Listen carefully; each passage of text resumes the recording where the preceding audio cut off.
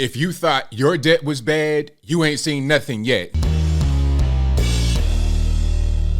How's everybody doing? My name is Anthony Brian Logan, and today we got to talk about this viral video feature on the Dave Ramsey channel from a few years ago, but has recently become popular again because of all the debt that's happening, the bad economy. A couple who makes over 200 grand combined is $1 million in debt. Now, $1 million question. How do you get that far into debt? How does that happen? How are you making 200 grand a year, but you're barely able to make ends meet? Have you heard about that before? Oh, we make well over six figures and we live check to check. Should that be going on? Should that be happening? Maybe it shouldn't, but it is happening. And this video you're going to see in a moment is the reason why.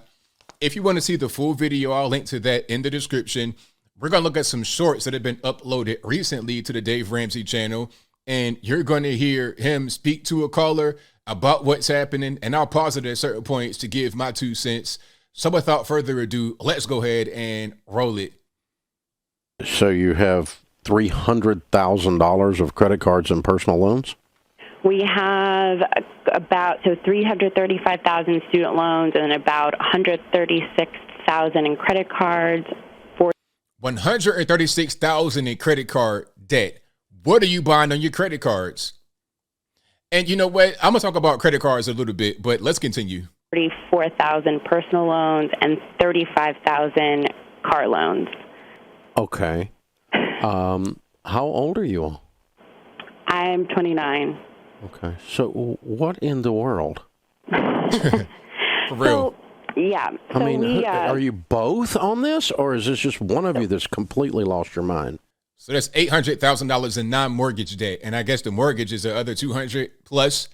Good grief, $800,000 in non-mortgage debt. What are you buying? And I think they are in Washington D.C., if I'm not mistaken. Y'all let me know if I'm wrong in the comments below. Well, I have the majority of the student loans, and he has the majority of the credit cards. My credit card debt is not great. Okay, it's so about why does he at 29 years old run up 100 grand in credit card debt? Well, he's 32, but same difference. I think it's one of those things where just making really poor financial decisions, thinking be able to pay it down as you go, and then it doesn't happen. So you have three. Okay, so that's the first part. Now let's look at the second part here. You've been making 210, spending 310. I'm getting ready to put you on 30. So let's pause for a minute there. They make $210,000 combined, but they spend $310,000 combined. Obviously, there's a spending problem. Clearly, $300,000 a year and you only make 210. You could live on less than that. Now, 30 grand a year, I doubt it. That is not going to happen. I say be realistic. You could live on 80 to 100 and be comfortable. You could live on $80,000 to $100,000 and be comfortable for sure, unless a lot of your payment is servicing debt. Okay. You're not going to see the inside of a restaurant unless it's your extra job or you're waiting on some of the people you work with during the day. Okay. This is how humbling this is going to be. Quite. It's going to crush a lot of crap in your soul that caused you to do this. Now, let's see if they actually follow his plan because, Ramsey, he's a guy that doesn't believe in debt, pay off everything, sell everything. Let's see if they actually follow his plan or not. So the bad news is it's going to be really rough. The good news is it's going to be great for you guys relationally, spiritually, and financially. But you're not going to make the financial unless you make the relational and the spiritual move because I know you guys because I was you guys. This is exactly what I did. It's exactly what I did in my 20s. I bought and purchased a lifestyle that was 5 to 10x what I had. Yeah. And it was all because of crap inside of me that caused me to do that. Well, that was a pretty good summation of what's going on. But like I said, there's a longer video. This is from a few years ago. It just happened to go viral recently. I'll link to that, of course, in the description box. But yeah, let me come back to give my 2 cents on what's going on there. Now, obviously, if you have a high-level degree and you're going for a thing like, I don't know, being a doctor, like some high-skill thing that you must go to college and rack up a bunch of debt to do, I understand. If you're 6 figures in debt to become a doctor, I get it because you're going to make a lot of money as a doctor. And that's a skill that's invaluable, that is always going to be in demand. But if you get 6 figures in debt at a college to do underwater basket weaving, I got to ask the question, what are you thinking about? What are you doing? You're not using your brain, because you just going to college, having fun, going to the parties, not thinking about what's going to be in store for you afterward. That debt is 100% real. Biden ain't going to save you. There might be a little pause or a moratorium on the student loan payments, but they're going to come right back around. They will come right back around and bite you square in the high parts. So don't get into debt like that for a student loan if you're not able to really afford it. And how much house can you really afford? You know, you got to be able to ask yourself that question. Don't just go off of what the people that are financing the house tell you. Because when I came to this house right here, this isn't a subdivision. It's it's a house that I could have maybe bought more house, but what I have right now is a really nice house. They were talking about the minimum to afford this house, which is below $400,000. They said the minimum to afford this house would be making $60 a year. That ain't going to cut it. That is not going to cut it. They'll tell you that, but if you make that kind of money and finance a house like this, you're going to be, your shirt's going to be off. You're going to lose your shirt completely because you've not bought any appliances, any furniture, any maintenance, roofing, plumbing, flooring.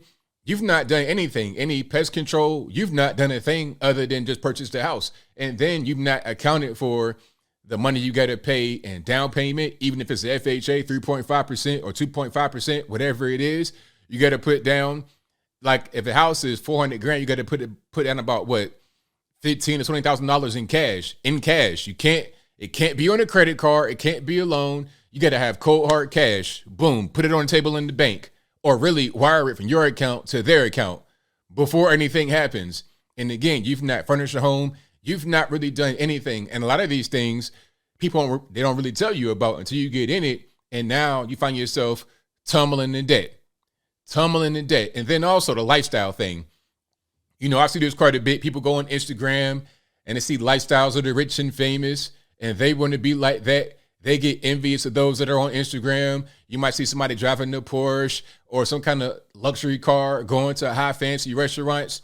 But you don't understand, first of all, what their particular financial situation is. You don't understand what they're going through financially. They could be in debt up to their eyeballs. They could be stunting for the gram, as the cool kids say.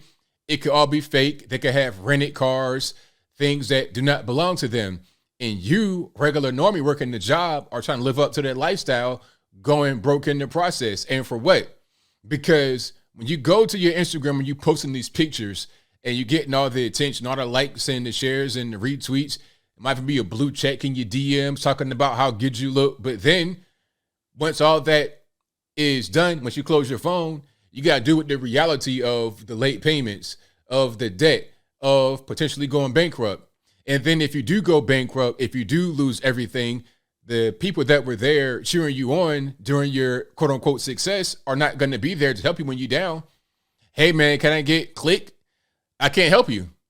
So living up, trying to keep up with the Joneses, it's just not really worth it. In this economy, especially, people are going to understand, like, you shouldn't even do anything for the approval of others. Do things that are best for yourself and your family.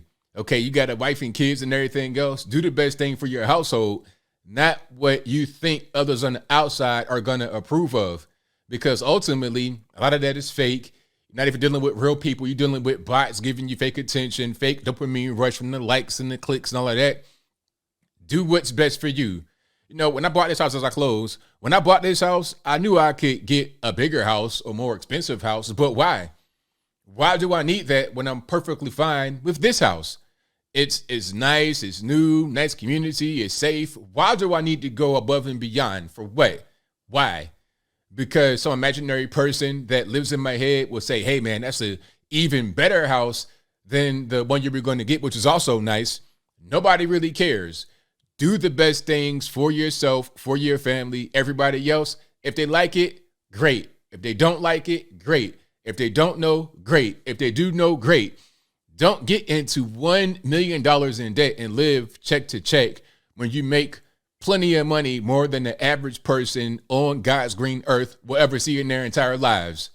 But I think I'll leave that right there for now. And what say you? How do you feel about what's going on here with this caller on the Dave Ramsey show, do you think that they are just trying to keep up with the Joneses, spending money irrationally? Have you seen this in your own life and the lives of others? People that complain about the economy, they complain about money, but they make plenty of money. They just have poor spending habits. Whatever your thoughts are, let me know in the comments below. You guys know where I'm at. I say do whatever is best for you and your family. Don't worry about what others think.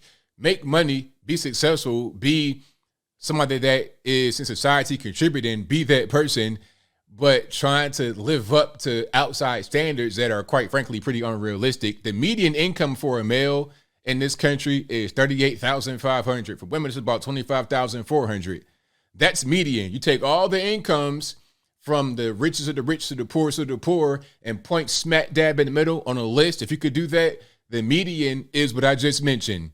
So if you don't make $200, $300, $1 million a year, don't feel bad. That is not common at all. But whatever your thoughts are, please let me know in the comments below. And that's all I got to say for this video. If you like what you heard, please comment, rate, share, and subscribe. Peace.